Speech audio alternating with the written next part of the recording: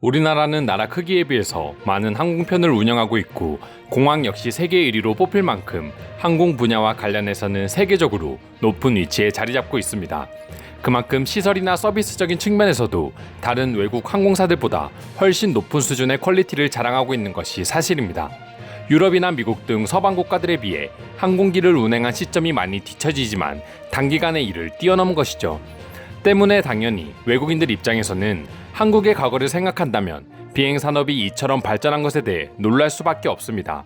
최근 해외 커뮤니티에는 한국의 대표 항공사인 대한항공의 1970년대 광고 영상이 올라오면서 많은 관심을 받고 있어 이와 관련된 내용 알아보았습니다.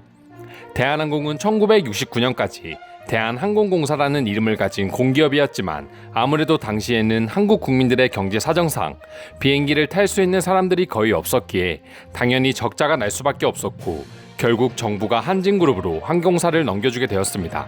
그때부터 민영화로 변경되었고 광고와 같은 마케팅이 본격적으로 시작된 것이죠. 광고는 당연히 흑백 영상으로 시작되고 서울에서 로스앤젤레스까지 논스톱으로 간다는 문구가 처음으로 나옵니다. 그리고 소비 절약 실천하여 자원난을 극복하자라는 그 시대와 어울리는 문구가 나오며 한복을 차려입은 스튜어디스가 고객에게 서비스를 하는 모습이 나오게 됩니다. 당시 대한항공의 스튜어디스 복장은 한복이 아니라는 말도 있지만 해당 영상을 본 외국인들은 당연히 놀랄 수밖에 없는 모습이었습니다. 그리고 아들과 아버지가 나오며 정성껏 봉사하는 우리의 날개라는 문구로 영상의 마지막을 장식하게 됩니다. 무엇보다 한국의 70년대라고 하면 조금만 검색해도 당시 사진을 찾아볼 수 있듯이 정말 이제 막 개발을 시작한 개발도상국 중 하나에 불과했습니다. 이런 모습만 알고 있는 외국인들의 입장에서는 당시에 한국에서 미국으로 가는 비행기가 있었던 사실조차도 처음 알게 된 사실이라며 놀라움을 표현했습니다. 그 외에도 한국인마저 몰랐던 당시의 해외여행 금지 제도까지 해외 네티즌들이 설명해주기도 했습니다. 실제로 한국은 1980년대까지 순수 목적의 해외여행을 위한 여건은 아예 발급되지 않았다고 합니다. 이 외에도 여러 가지 다양한 반응 지금부터 알아보도록 하겠습니다. 이 오래된 광고에서 나오는 중후한 아나운서의 목소리가 너무 마음에 듭니다. 그리고 너무 진지하게 들립니다. 실제로 영화를 통해 한국이라는 나라에 대해 수업을 받고 있습니다. 1960년대 한국 영화인데 당시에는 다들 저렇게 말했어요. 생각보다 많은 한자가 나와서 놀라워. 현대 한국 광고에서는 이 정도의 한자를 보는 것은 상상할 수 없는데 말이야. 한국 신문은 내가 기억하기에 80년대 후반까지 여전히 많은 한자를 사용했어.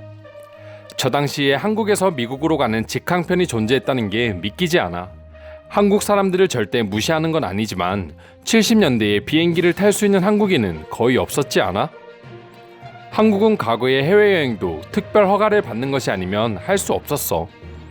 와우, 1970년대 대한항공 스튜어디스가 진짜 한복을 입었나요? 너무 이쁩니다.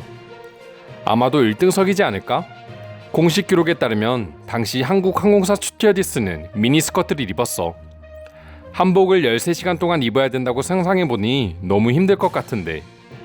요즘 항공기 회사들이 강요하는 타이트한 미니스커트와 하이힐보다 훨씬 편하다고 생각해. 맞아, 한복은 5,000년 동안 존재했고 그만큼 편할 수 있어. 1970년대 한국은 여행할 여유가 있어도 한국 경제에 도움이 되는 사업가들만 해외여행을 허락했다고 해. 여건 자체를 발급해주지 않는 거지. 이상으로 한국 항공사의 70년대 광고를 본 해외 네티즌들의 반응 알아보았습니다.